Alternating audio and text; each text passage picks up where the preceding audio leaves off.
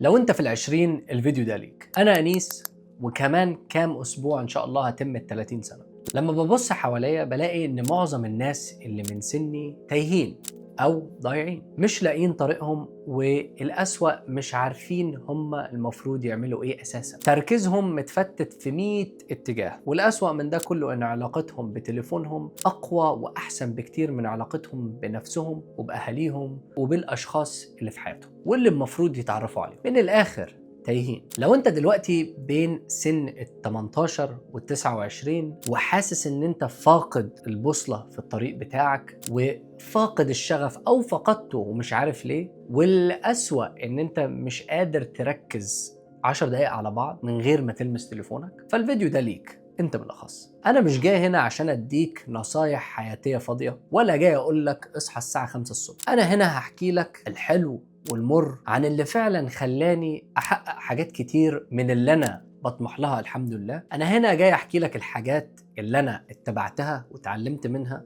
واللي بفضلها بعد ربنا قدرنا نبني شركة والترا، وفي خلال سنين قليلة قيمة الشركة دي تجاوزت $1,000,000، وهي في الطالع، والأرقام بتفاصيلها ممكن نتكلم عليها في فيديو تاني. ولكن الفكرة انك تبدأ حاجة صعبة الناس ما كانتش تؤمن بيها من الأول، لأن هي تنتشر في بلاد العالم كلها ولسه بتنتشر، دي حاجة عظيمة، ودي كان محتاجة أسس معينة عشان أقدر أوصل لإفكت زي كده. في الفيديو ده هحكي لك إيه هي أهم الحاجات اللي أنا اتبعتها واللي اتعلمت منها، واللي أتمنى إن أنت تتعلم منها عشان تقدر تختصر على نفسك سنين كتيرة، بالذات لو أنت في العشرينات. فهات مشروبك المفضل، قهوتك، فضي دماغك، روق أعصابك، ويلا بينا.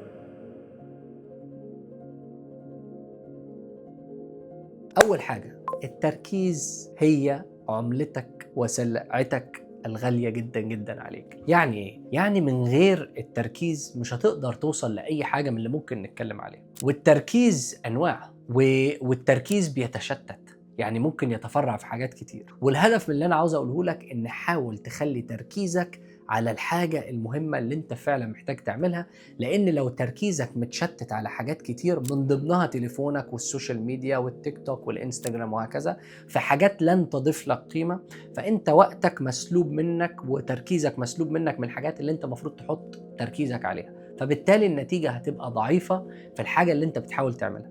فأهم حاجة خلي تركيزك مركز زي ما الكلمة بتقول عشان تقدر تطلع نتيجة تتبسط منها. 2، وده حاجة بتقتص من التركيز بتاعك، وهو الحاجات أو المواقع الإباحية والفرجة على الحاجات الإباحية والبورن باختصار. الموضوع ده للأسف محدش بيتكلم عليه عشان الناس مكسوفة تتكلم عنه، أو شايفين إن هو غلط أو عيب أو حرام، أو شايف إن ممكن المجتمع ما يتقبلش الكلام ده. ولكن أنت في ال20 سنة أنت تستوستيرونك المفروض يكون في أعلى حالاته، ولو إنه أقل من أجدادنا بكتير، واتكلمنا على ده في فيديوهات قبل كده. ولازم دي حاجة تهتم بيها لأن التستوستيرون مهم جدا في حياتك. ولكن لما يقلب إن هو يخليك تفكر بدماغك التانية، إن أنت تفكر غلط، هيؤدي إلى قرارات خاطئة، قرارات تمتص من طاقتك ومن تركيزك، وتؤدي بك إلى التهلكة بطرق وأشكال كتير مش هنتكلم عليها بتفصيل النهارده. ولكن الدوبامين الرخيص اللي انت بتاخده من حاجة زي دي، فهو ببساطة بيخلق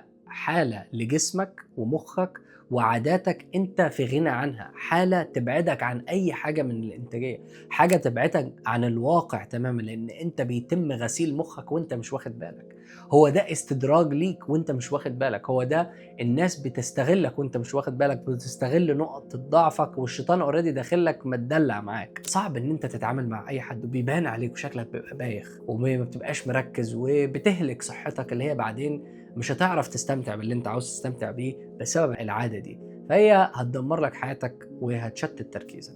فابعد عن الموضوع ده احسن لك، ولو انت واقع فيه اطلع منه. عشان تطلع منه قرب من ربنا، اعرف ان ده حرام، ولو مش حرام بالنسبه لك وانت مش مؤمن اتس اوكي. انا مش هاجي اقول لك ان انت شخص منبوذ من المجتمع ولازم ما نكلمكش، لا، ولكن اعرف ان ليها تاثير. خلاص يبقى هتاخد الحاجه باللوجيك، اعرف ان ليها تاثير سلبي عليك، وابدا ابعد الحاجات المغريات اللي بتاثر عليك. لو انت ما عندكش القدره، مش عارف ازاي حد ما عندوش القدره انه يتحكم بنفسه، لو ما عندكش القدره دي يبقى ابعد المحفزات لحد ما تبدا تبني هابت تبعدك عن الموضوع ده. ثالث حاجه، ودي حاجه بندخل لها من الموضوع ده، وهي جسمك هو البنيه التحتيه اللي هتفضل تعيش جواها لغايه ما تموت. انا فاهم ان ناس كتير بتعتقد ان موضوع الجسم ده رفاهيه، ولكن للاسف هو مش رفاهيه، هو انت خليته رفاهيه.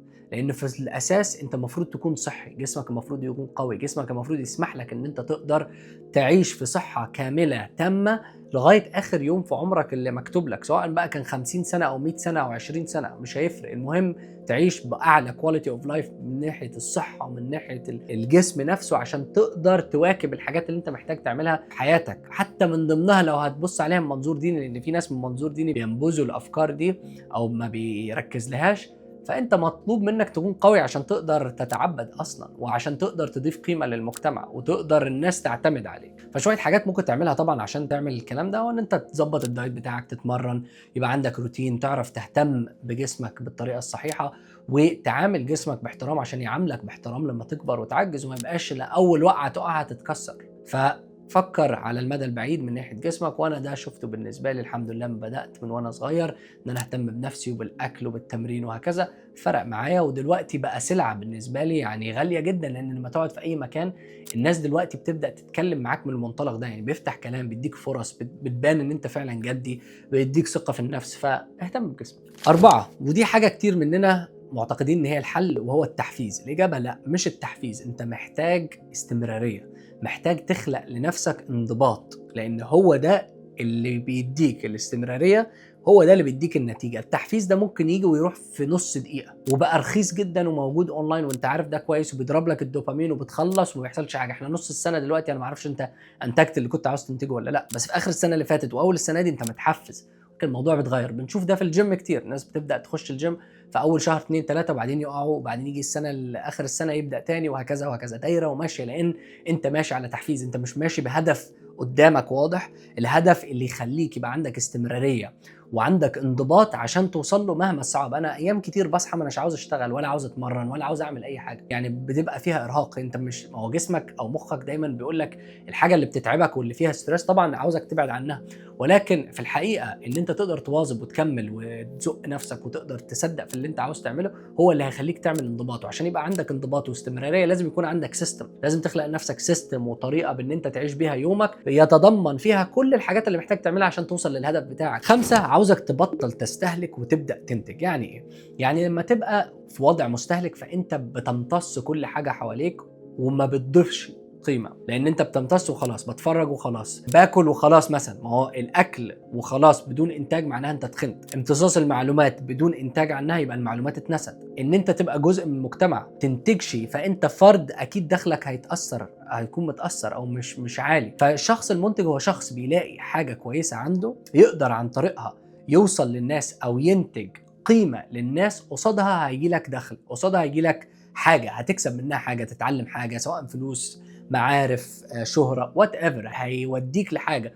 والنهاية بتاعتها هي في الأغلب إن أنت هتعمل فلوس من الموضوع ده، لأن هي حاجة ذو قيمة في العادي لو أنت بتنتجها وليها سوق. فلما تتعود تنتج هتتعلم إن أنت إزاي تاخد حاجة أنت موجودة عندك، تعمل لها باكجينج وتعمل لها اوفرنج للناس. يعني إيه؟ يعني تعرف تعرضها على الناس. من هنا هتتعلم حاجات كتير، وهتغلط، وهتشوف إيه الكويس بالنسبة لك وإيه الوحش بالنسبة لك، وتقدر إن أنت تنمي مهاراتك. 6، وهي دي الدايرة بتاعتك، دي أهم حاجة. لأن لو الدايرة بتاعتك دايرة أنت بتحط وقت فيها كتير، ناس كتير بتقعد معاها طول الوقت، سواء في القهوة أو في البيت أو أونلاين أو وات ايفر، فأنت هتتطبع بطباع الناس دي. ودي حاجة احنا عارفينها من ناحية الدين ومن ناحية علم المجتمع وعلم النفس والكلام ده كله خلصانة، يعني مش لازم ان انا اقعد اشرح فيها كتير، لان انت عارف انا بقول ايه. فانت تقريبا انت بتبقى المتوسط ما بين ال5 اشخاص اللي تعرفهم في حياتك، ودي مقوله الناس كتير بتقولها. انا بالنسبه لي مثلا، يعني لما اكلمك عشان اشرح لك من وجهه نظري، انا ما عنديش اصدقاء كتير يتعدوا على الايدين، وكل كام سنه بيقع منهم شخص لعدم اهميته في حياتي بشكل ما، من غير ما يكون عمل حاجه غلط، ولكن لازم تكون عملي. طبعا في ناس اصدقاء على مر السنين بيبقوا اصدقاء، ولكن ما بيبقاش من الدايره بتاعتي. يعني ايه؟ ما بيبقاش حد باخد ودي معاه كل يوم، ما بيبقاش حد بخرج معاه كل يوم، ما بيبقاش حد ان انا باخد رايه في حاجات، لان الفكر او الاتجاه بتاعنا مختلف، صعب. فبتبقى صعبه عليك ان انت تعمل كده. فلو ما لقيتش ان انت عندك اصدقاء وحاسس ان انت وحيد، من الأحسن إن أنت تكون وحيد، وإن أنت تمتص معلومات وعلم تقدر تستفيد بيه، عن إن أنت تقعد مع شلة أو مجموعة تدمرك. فدلوقتي صديقي هو عندي تقريبا يعني غير أخويا طبعا، هو صديق واحد مقرب هو اللي موجود هنا، يعني دايما بنروح نتمرن سوا، ولا نخرج ساعات نخرج سوا وهكذا، وشخصية ناجحة جدا. احنا بنتمرن سوا لأن تلاقي إن في تقارب في العقلية، في التمرين، في الاكل، في الشغل، هكذا. هو ما شاء الله ناجح جدا، وده بيديني تحفيز ان انا لا، ان انا السقف طموحاتي لازم يكون في حتة تانية، لان ده انا اطلعت على مجموعة من الناس التانية، وبخش في دوائر ما كنتش اتخيل ان انا ادخلها قبل كده، وعلاقاتي مع ناس يعني مش بقول تقيلة عشان ان انا اتقيم على حد، ولكن ناس ناجحة، ناس دخلت في صعاب، ناس بتفوت في الصخر، ناس محققة نجاح مالي أو مادي وأسري ومهني. فده بتبدأ تتعلم منه وتمتص كل الحاجات دي. 7، النقطة اللي أنا قلت لكم هنتكلم عليها، وهي التمادي في مجال بعند، بسبب ان انت مش عاوز توقف اللي انت بتعمله، لانك لو وقفت اللي هتعمله هتفشل، او هيبقى انت فشلت، او هيبقى ان انت يعني you let yourself down او you quit والكلام اللي بيتقال ده. لازم تعرف تفرق ما بين ايه هو فشل لان انت انسحبت، اوكي، او فشل الخطة نفسها، او فشل لعدم التوافق مع اللي انت بتعمله واللي عاوز توصل له. انا مثلا بالنسبة لي انا خريج هندسة كهرباء وبايوميديكال، اجهزة طبية وكهرباء، وكان قدامي اشتغل في الايروسبيس، يعني في هندسه الطيران، يعني مع شركات طيران في الكنترول سيستمز، او اشتغل في شركات اجهزه طبيه، او ما اشتغلش بشهادتي ولا يوم. لان لما تيجي تحسبها هتلاقي الحاجه اللي انت بتعملها مش هي الحاجه اللي انت فعلا عاوز تعملها. مش مهم، غير مسارك. انا دخلت من باب المبيعات والكاستمر سيرفيس والمبيعات والماركتنج والكلام ده، وده خلاني اقدر ان انا لما اجي ابني شركه اعرف ازاي ابنيها، لان دخلت في اتجاه تاني. ده اللي انا ده شخصي. فمش معناها ان انا درست حاجه 5 سنين ودفعت مئات الالاف الدولارات ان انا هاجي بقى اقعد واقول لا عشان عملت كده انا هعاند نفسي وافضل مكمل في الطريق ده. طب ما هي حاجه لا تتماشى مع مستقبل الحياه اللي انا عاوزها، او طريقه الشغل اللي انا عاوزها. رقم 8 وده مهم جدا، وده بيأثر على حياة ناس كتير، هي المقارنة.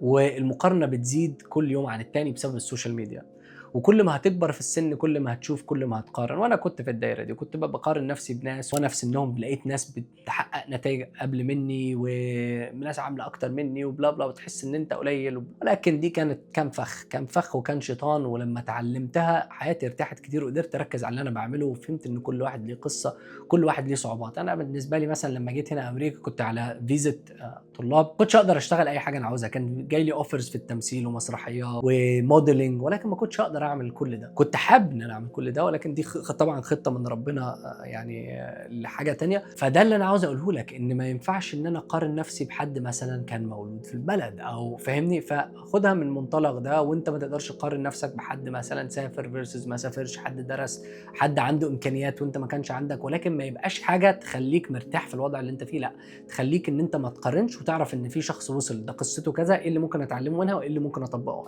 9، اقرا وتعلم وطور من نفسك. ما تبطلش ان انت تطور من نفسك، ومش شرط القراءه الممله اللي كنا عارفينها، مش شرط تقرا 100 صفحه كل يوم، مش شرط تعمل كل الكلام ده.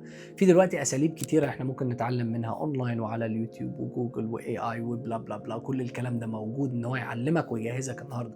اعرف انت قوي في ايه ونمي مهاراتك، واعرف انت ضعيف في ايه، ودي تبقى تاني حاجه تشتغل عليها بعد ما قويت مهاراتك، عشان تبدا تقلل الفجوات فيك انت. ولو في حاجه الاي اي ممكن يستبدلها وهي ضعفك، خلاص خلي الاي اي يستعملها او يشتغل عليها، وانت اشتغل على الحاجه المهمه. اتعلم في الحاجه المفيده اللي عندك، اللي تقدر تنتج عنها، اللي تقدر تضيف قيمه في المجتمع او للمجتمع عن طريقها. في طبعا حاجات وكتب كتيره ممكن تلاقيها اونلاين. انا يعني كنت بعمل ريسيرش، بشوف انا محتاج اكون شخصيه عامله ازاي، مين الناس اللي انا عاوز ابقى زيها، بتعلم منها واشوف ايه اللي ناقصني عشان اوصل زيهم. وبسمع لناس كتير اكبر مني واحسن مني وعندهم عقل اكتر مني وخبره اكتر مني، باخد الكويس اسيب الوحش وهكذا. 10، وهو ايمانك بالله، ودي اهم حاجه. ده زي ما تقول مربط الفرس في الموضوع كله، ده اللي هيخليك هادي من جوه، زي ما بيقولوا الانكر بتاعك، ده اللي بيخليك راسي وهادي وعندك ثقة وتقل، وتقدر تركز على اللي انت بتعمله. لان كل حاجة في نهاية الامر بايد ربنا، كل حاجة بتوفيق ربنا، كل حاجة هتتيسر من ربنا.